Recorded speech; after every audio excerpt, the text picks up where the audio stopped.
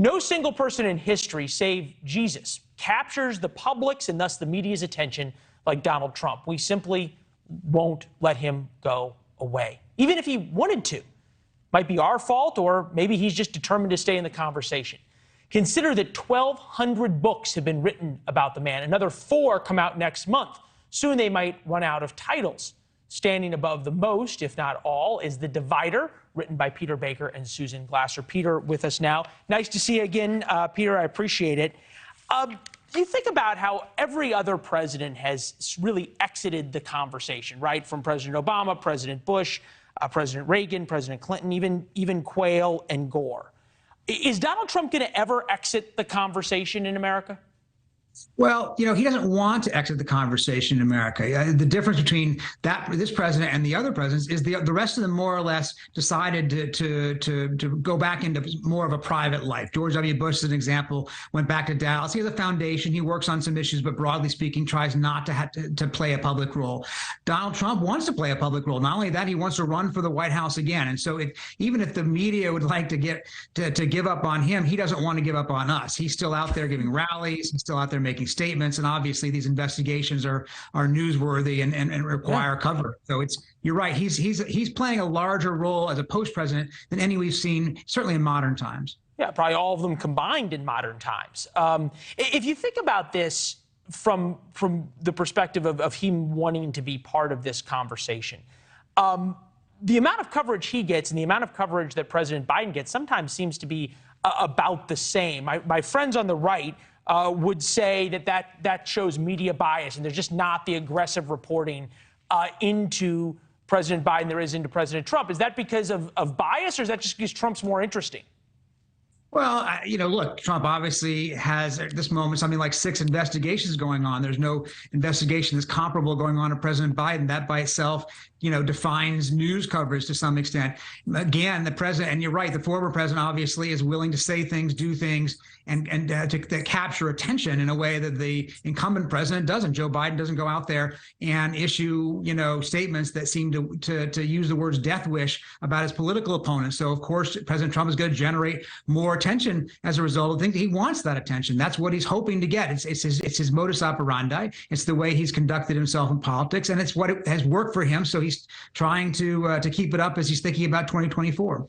You interviewed him for this book, exhaustive coverage of the Trump White House. It was phenomenal. I read your stuff as it comes out with a news alert for you. When you interviewed him, was there any sense in him that he doesn't enjoy it? It feels as though he almost lives for it.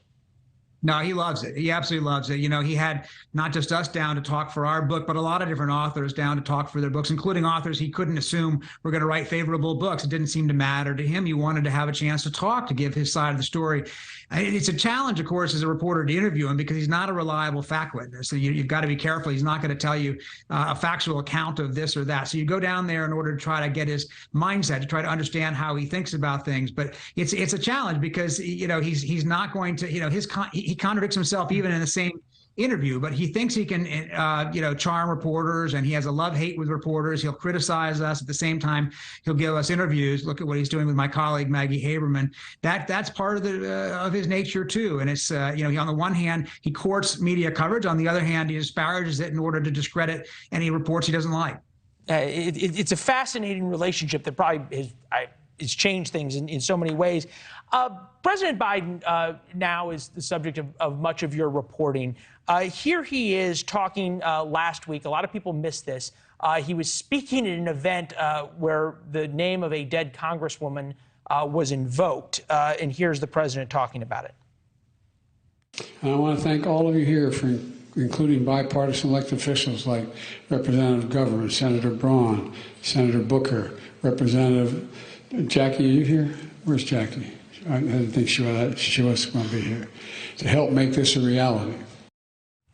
Well, Jackie Orlinski's dead. And I'm wondering that it seems as though the president's health and fitness for office, the current president, is now being questioned not just by Breitbart and the right wing, not just by Fox News, but it's now sort of coming into the national political conversation by all media. They feel forced to cover it. Yeah, that's one of those moments that causes the White House to wince. Absolutely, no question about it. And does raise questions that will be, furthering this, the concerns about his age. He obviously at this point is the oldest president we've ever had. He wants to run for a second term. People are going to ask questions about that. That's not surprising. In fact, 2/3 of Democrats have told our pollsters for the New York Times that they just assume he not run again. And the largest reason that they give was his age. At the same time, what his White House aides would say is, look, Joe Biden has always been known for gaffes. He has always, throughout his career, when he was young, made gaffes, and that this is, in fact, not necessarily a sign of age so much as a sort of indiscipline that he's been known for over the years, and that we ought to be careful about reading too much into it. Yeah, that's true. Hey, Peter, we appreciate it. Good luck getting any interviews with President Biden. They're harder to come by than those with President Trump. Yeah, you're right. Thank you. It's good to see you. Appreciate it. Thanks for watching. Go to newsnationnow.com to find NewsNation on your television provider. And don't forget to subscribe. Click the red button to get more of NewsNation's fact-driven, unbiased coverage.